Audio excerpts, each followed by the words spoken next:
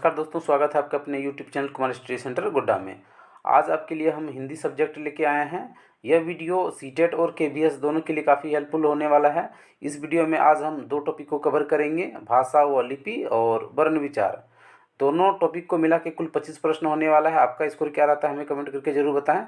और पिछले 2 दिन से हम वीडियो नहीं बना पा रहे थे, थोड़ी व्यस्तता के कारण। इसके लिए हम आप लोगों से क्षमा चाहते हैं। गाइज, अगर आप हमारे चैनल पर नए हैं तो हमारे चैनल को सब्सक्राइब करें और बेल आइकन को प्रेस कर और नोटिफिकेशन ऑन कर लें, ताकि इस प्रकार का वीडियो जब भी अपलोड करें तो सबसे पहले आपको नोटिफिकेशन मिल पाए। तो चलिए शुरू करते हैं आज के इस सेशन को। तो आज का पहला प्रश्न है, भाषा संरचना में अपेक्षित भाषा के प्रमुख अंग होते हैं। Option number A 1, option number B 2, option number C 3 और ऑप्शन नंबर डी 4। तो इसका आंसर हो जाएगा ऑप्शन नंबर बी 2। तो वो कौन कौन दो होते हैं? लिखित भाषा होता है और मौखिक भाषा होता है। अगला प्रश्न है, देवनागरी लिपि के संदर्भ में कौन से कथन सत्य है? ऑप्शन नंबर 1, देवनागरी में एक ध्वनि के लिए एक ही प्रतीक होता है। नंबर 2, देवनागरी में विदेशी ध्वनियों को व्यक्त करने की क्षमता है। नंबर 3, देवनागरी दाईं ओर से बाईं ओर लिखी जाती है। नंबर 4, देवनागरी में वर्णों की संख्या रोमन लिपि से कम है। तो इसका आंसर कुट में करना है। तो ऑप्शन नंबर ए 1 और 2, ऑप्शन नंबर बी 3 और 4, ऑप्शन नंबर सी 1 और 3, ऑप्शन नंबर डी 1, 2 और 3। तो 2 नंबर का आंसर हो जाएगा ऑप्शन नंबर ए 1 और 2। तो हम देख लेते हैं 1 नंबर में क्या है। 1 नंबर में है, देवनागरी में एक ध्वनि के लिए एक ही प्रतीक का प्रयोग किया जाता है और देवनागरी में विदेशी ध्वनियों को व्यक्त करने की क्षमता है। नंबर 3 और नंबर 4 ये दोनों गलत हैं। क्यों गलत है देख लेते हैं। देवनागरी दाईं ओर से बाईं ओर लिखी जाती है, ये गलत हो गया, क्योंकि ये बाईं से दाईं ओर लिखी जाती है, जबकि यहाँ कह रहा है कि दाईं ओर से बाईं लिखी जाती है, तो ये गलत हो गया। और नंबर 4 क्यों गलत है उसको भी देख लेते हैं। देवनागरी में वर्णों की संख्या रोमन लिपि से कम है, बिल्कुल गलत, क्योंकि देवनागरी में 52 वर्ण होता है और रोमन में 26 होता है, तो ये भी गलत हो गया। चलिए अगला प्रश्न देखते हैं। अगला प्रश्न है, भाषा का प्राथमिक रूप है। ऑप्शन नंबर ए मौखिक, ऑप्शन नंबर बी सांकेतिक, ऑप्शन नंबर सी व्याकरणिक और ऑप्शन नंबर डी लिखित। तो 3 नंबर का आंसर हो जाएगा ऑप्शन नंबर ए मौखिक। सबसे पहले मौखिक भाषा का ही हम लोग प्रयोग करना सीखते हैं। तो अगर हम यहाँ पर ऑप्शन देखते हैं, मौखिक, सांकेतिक, लिखित, तो तीनों का डिफिनेशन आपको आना चाहिए। कहीं ना कहीं इसको भी रिलेट करके पूछा जा सकता है।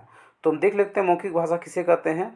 तो मौखिक भाषा वर्णों के जिस रूप का प्रयोग हम स्वतंत्री व वाणी की सहायता से करते हैं वो भाषा का मौखिक रूप कहलाता है। ठीक है, अब हम देख लेते हैं लिखित भाषा। तो लिखित भाषा भाषा का वह रूप जिसमें विचारों का आदान प्रदान हम लिखित चिन्हों या संकेतों के माध्यम से करते हैं, वह भाषा का लिखित रूप कहलाता है। अब देख लेते हैं हम सांकेतिक भाषा। कई बार अपने विचारों को व्यक्त करने के लिए हम ध्वनि व चिन्हों का प्रयोग नहीं करते हैं, बल्कि शारीरिक संकेतों या हाव भाव का प्रयोग करते हैं, वह भाषा का रूप सांकेतिक कहलाता है। ठीक है, आगे बढ़ते हैं। अगला प्रश्न है, कोई भाषा किसी भी लिपि में लिखी जा सकती है, इस कथन पर आपकी राय है? ऑप्शन नंबर ए यह बिल्कुल संभव नहीं है, ऑप्शन नंबर बी यह बहुत हद तक संभव है और ऑप्शन नंबर सी हर भाषा की अपनी लिपि होती है, ऑप्शन नंबर डी भाषा और लिपि के बीच एक सीधा संबंध है। तो 4 नंबर का आंसर हो जाएगा ऑप्शन नंबर बी, यह बहुत हद तक संभव है। देखिए, आपको देखने में 3 नंबर का भी ऑप्शन सही लग रहा होगा और 4 नंबर का भी सही लग रहा होगा, लेकिन ऑप्शन नंबर 3 और 4 का क्वेश्चन से सीधा सीधा संबंध नहीं है। जब यहाँ पर सीधा सीधा संबंध है तो किससे है? ऑप्शन नंबर बी से है। ठीक है, आगे बढ़ते हैं।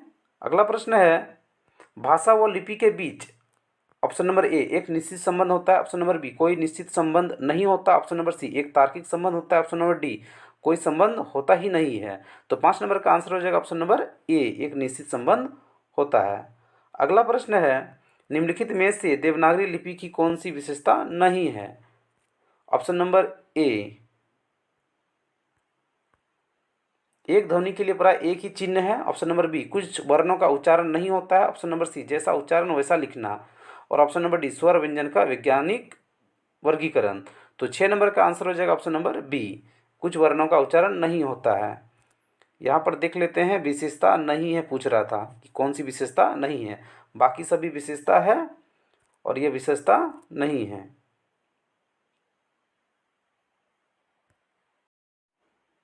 7वां नंबर का प्रश्न है, हिंदी किसी एक रूप भाषा का नाम न होकर एक भाषा परंपरा का नाम है, यह कथन किस भाषाविद का है? ऑप्शन नंबर ए हरदेव बाहरी बिहारी होगा, या बाहरी लिखा गया है। Option number B Hazari Prasad Dwivedi. Option number C Ramvilas Sharma. Option number D Ramchandra Shukla. तो 7 नंबर का आंसर हो जाएगा option number B Hazari Prasad Dwivedi. अगला प्रश्न है मानक हिंदी से क्या तात्पर्य है? ऑप्शन नंबर ए साहित्यिक पुस्तकों की भाषा। ऑप्शन नंबर बी साधारण बोलचाल की भाषा। ऑप्शन नंबर सी शिष्ट और सुनिश्चित लोगों की भाषा, सुशिक्षित लोगों की भाषा। ऑप्शन नंबर डी केवल पढ़ाई लिखे के काम में लाई जाने वाली भाषा। तो 9 नंबर का आंसर हो जाएगा ऑप्शन नंबर ए साहित्यिक पुस्तकों की भाषा। अगला प्रश्न है भारत में मुख्यतः कितने भाषा परिवारों की भाषाएं बोली जाती है? Option number A 8। Option number B 2। Option number C 5। Option number D 7। तो 10 नंबर का आंसर हो जाएगा ऑप्शन नंबर बी 2। कौन कौन? तो भारतीय और द्रविड़। यहाँ पर पहला टॉपिक समाप्त होता है, वहीं दूसरा टॉपिक स्टार्ट होता है, वर्ण विचार। इसका पहला प्रश्न है निम्न में संयुक्त व्यंजन कौन सा नहीं है? ऑप्शन नंबर ए त्र। ऑप्शन नंबर बी य। ऑप्शन नंबर सी अक्ष। ऑप्शन नंबर डी ज्ञ। तो 1 नंबर का आंसर हो जाएगा ऑप्शन नंबर बी य। अगला प्रश्न है जिनका उच्चारण ऊपर के दांतों पर जीभ लगने से होता है उसे क्या कहते हैं? ऑप्शन नंबर ए मूर्धन्य। ऑप्शन नंबर बी कंठ। ऑप्शन नंबर सी दंत्य और ऑप्शन नंबर सी अनुनासिक। तो 2 नंबर का आंसर हो जाएगा ऑप्शन नंबर सी दंत्य। अगला प्रश्न है निम्नलिखित में से ऊष्म व्यंजन कौन सा है? ऑप्शन नंबर ए च छ ज। ऑप्शन नंबर बी स स स। ऑप्शन नंबर सी अ ब स। ऑप्शन नंबर डी य र ल। तो 3 नंबर का आंसर हो जाएगा ऑप्शन नंबर बी स स स। अगला प्रश्न है ऊष्म वर्ण है? ऑप्शन नंबर ए य र ल व। ऑप्शन नंबर बी स स स। ऑप्शन नंबर सी च छ ज। ऑप्शन नंबर डी ट ठ ड। तो 4 नंबर का आंसर हो जाएगा ऑप्शन नंबर बी स स और स। अगला प्रश्न है स्वर किसका भेद है? ऑप्शन नंबर ए संधि। ऑप्शन नंबर बी समास। ऑप्शन नंबर सी वर्ण। ऑप्शन नंबर डी लिंग। तो 5 नंबर का आंसर हो जाएगा ऑप्शन नंबर सी वर्ण। अगला प्रश्न है ख है? ऑप्शन नंबर ए अघोष व्यंजन। ऑप्शन नंबर बी अल्पप्राण व्यंजन। ऑप्शन नंबर सी घोष व्यंजन और ऑप्शन नंबर डी विपरीत। तो 6 नंबर का आंसर हो जाएगा ऑप्शन नंबर ए अघोष व्यंजन। अगला प्रश्न है ऊष्म महाप्राण वर्ण है? ऑप्शन नंबर ए ख। ऑप्शन नंबर बी च। ऑप्शन नंबर सी ट। ऑप्शन नंबर डी मूर्धन स। तो 7 नंबर का आंसर हो जाएगा ऑप्शन नंबर डी स। अगला प्रश्न है स्पृष्ट संघर्षी व्यंजन है? ऑप्शन नंबर ए ज। ऑप्शन नंबर बी ठ। ऑप्शन नंबर सी थ। ऑप्शन नंबर डी फ। तो 8 नंबर का आंसर हो जाएगा ऑप्शन नंबर ए ज। अगला प्रश्न है भाषा की सबसे छोटी इकाई है? ऑप्शन नंबर ए लिपि। ऑप्शन नंबर बी वर्ण। ऑप्शन नंबर सी शब्द। ऑप्शन नंबर डी वाक्य। तो 9 नंबर का आंसर हो जाएगा ऑप्शन नंबर बी वर्ण। अगला प्रश्न है निम्नलिखित में से किस वर्ण का मूल उच्चारण हिंदी में प्रचलित है? ऑप्शन नंबर ए स्र। ऑप्शन नंबर बी अक्ष। ऑप्शन नंबर सी री। ऑप्शन नंबर डी तलब स। तो 10 नंबर का आंसर हो जाएगा ऑप्शन नंबर सी री।